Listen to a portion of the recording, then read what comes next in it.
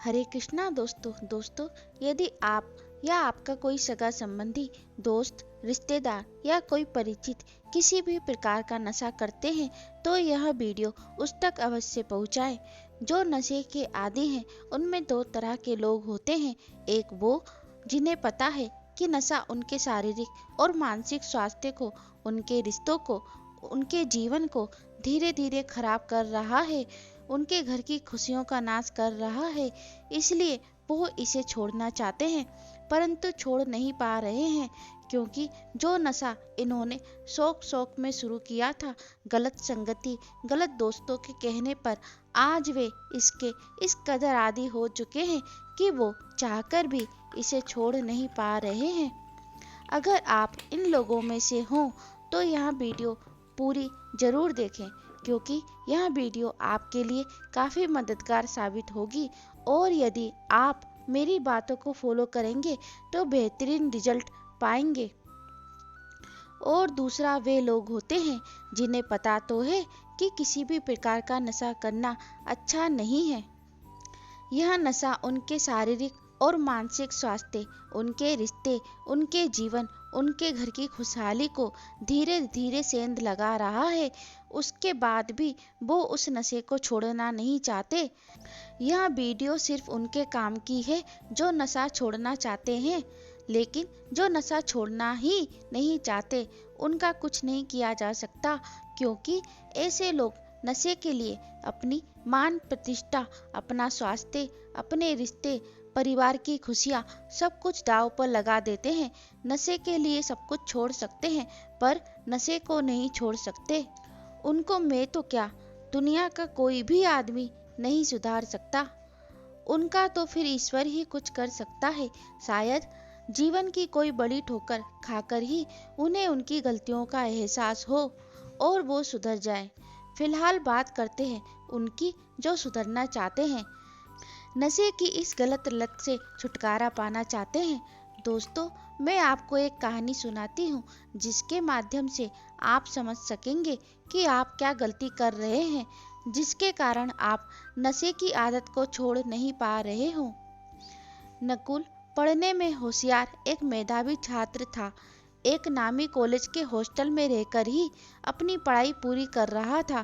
Class में हमेशा first आता था, इसलिए सभी शिक्षक उससे बड़ा स्नेह करते थे, उसकी तारीफ करते थे। माता पिता का सपना था कि उनका बच्चा एक सफल सर्जन बने, अपनी फील्ड में खूब नाम रोशन करे, और वह भी अपने माता पिता के इस सपने को पूरा करने के लिए मन लगाकर अपनी पढ़ाई कर रहा था। इसी बीच एक एक्सीडेंट में उसकी माँ का देहांत हो गया और यह खबर पाते ही उसे ऐसा लगा मानो उसके पैरों तले जमीन खिसक गई और वह हॉस्टल से कुछ दिन के लिए छुट्टी लेकर अपने घर चला जाता है, एक बेटे का फर्ज निभाने के लिए। चूंकि वह अपनी माँ का बहुत चाहता था और उसका भी अपनी माँ के लिए बहुत गहरा प्रेम था, और अचानक उसकी माँ का इस दुनिया से चले जाने के कारण वह अंदर से पूरी तरह टूट जाता है। उसे लगता है जैसे मानो उसकी पूरी दुनिया ही लुट गई। वह रात रात भर सो नहीं पाता और इस दुख को भुलाने के लिए नशे का सहारा लेता है। सिगरेट और शराब पीने लगता है ताकि वह चैन से सो सके। उसे बस अपना गम याद रहता है और माता पिता द्वारा सिखाए संस्कार वह भूल जाता है। वह तकरीबन 1.25 महीने बाद हॉस्टल वापस जाता है। चूंकि उसने 1.25 महीने लगातार नशा किया, इसलिए वह इसका आदी हो जाता है। अब नशे के बिना रहना उसे बहुत ही मुश्किल लगने लगता है, इसलिए वह हॉस्टल में भी चोरी छुपे नशा करने लगता है। एक दिन नशा करते हुए वह पकड़ा जाता है। बात प्रिंसिपल तक पहुंच जाती है। चूंकि वह बहुत मेधावी छात्र था, इसलिए प्रिंसिपल उसे सिर्फ चेतावनी देकर छोड़ देते हैं कि आगे से ध्यान रखना, कोई शिकायत नहीं आए। वह कोशिश करता भी है, लेकिन उसे फिर नशे की तलब लगती है और वह फिर से शराब पीने लगता है। इस बार वो पूरी सावधानी रखता है कि कोई उसे देख ना ले, परंतु नशा करने के कारण उसका मन धीरे धीरे पढ़ाई से उचट जाता है और इस बार वह फेल हो जाता है। प्रिंसिपल समझ जाते हैं कि ऐसा क्यों हुआ। और वह उसे अपने ऑफिस बुलाते हैं। नकुल प्रिंसिपल के ऑफिस के दरवाजे पर खड़ा हो पूछता है, मैं आई कम इन सर? अरे नकुल, आओ आओ। जी सर, आपने बुलाया?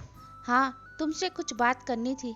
नकुल सहमा हुआ सा प्रिंसिपल के सामने खड़ा था और मन ही मन सोच रहा था कि इस बार तो बहुत तगड़ी वाली डांट पड़ेगी, और डर भी लग रहा था कि पिछली बार तो सिर्फ बोन किया था, कहीं इस बार कॉलेज से ना निकाल दे।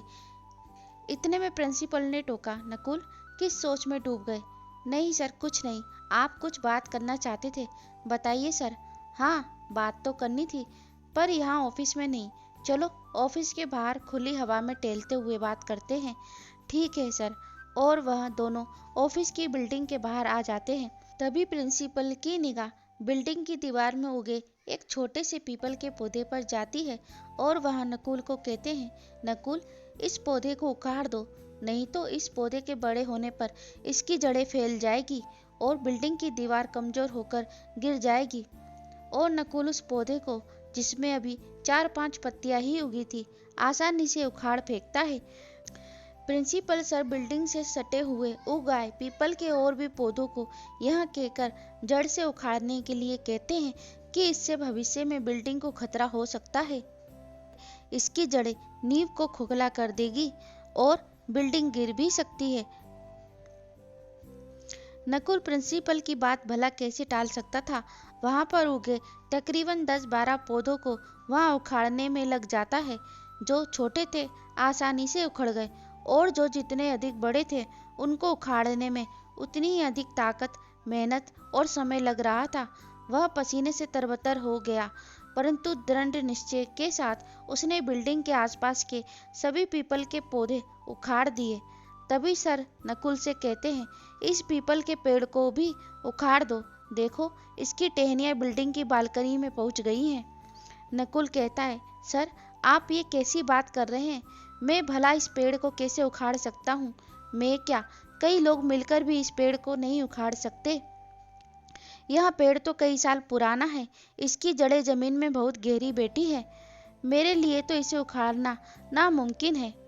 तभी सर नकुल से कहते हैं, नशे की गलत लत को भी अपने जीवन से अभी उखाड़ फेंको नकुल, इससे पहले कि वो अपनी जड़ें इतनी गहरी कर ले कि तुम्हारे लिए उसे उखाड़ फेंकना लगभग नामुमकिन हो जाए।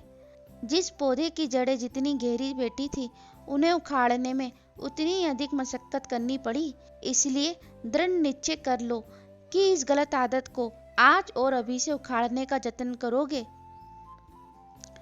इससे पहले कि वो तुम्हारे सपनों को खोखला कर दे। अभी सिर्फ तुम्हारा 1 साल बर्बाद हुआ है, अभी भी वक्त है, संभल जाओ, इससे पहले कि तुम्हारी पूरी जिंदगी बर्बाद हो जाए। वह उसे प्यार से समझाते हैं, बेटा नकुल, मैं जानता हूँ तुम अपनी माँ से बहुत प्रेम करते हो और उनके अचानक इस तरह जाने से तुम खुद को बहुत अकेला महसूस करने लगे हो और अपने दर्द को भुलाने के लिए तुमने नशे का सहारा लिया। फिर मजाक के लहजे में कहते हैं, कहीं तुमने इस गाने को तो सीरियसली नहीं ले लिया ना? कौन सा गाना सर? वही, मुझे पीने का शौक नहीं, पीता हूँ गम भुलाने को। फिर गंभीर होते हुए कहते हैं, बेटा अपने अनुभव के आधार पर कह रहा हूँ, कोई भी नशा आपके दुख को कम नहीं कर सकता, बल्कि आगे चलकर आपके जीवन में परेशानियों को और अधिक बढ़ा देता है। कुछ साल पहले की बात है, मेरी पत्नी का देहांत हो गया। मैं खुद को बहुत अकेला महसूस करने लगा और मैं भी वही गलती कर बैठा जो तुम आज कर रहे हो। धीरे धीरे यहाँ शराब की लत इतनी ज्यादा हो गई कि मैं रोज की कई बोतलें खाली करने लग गया।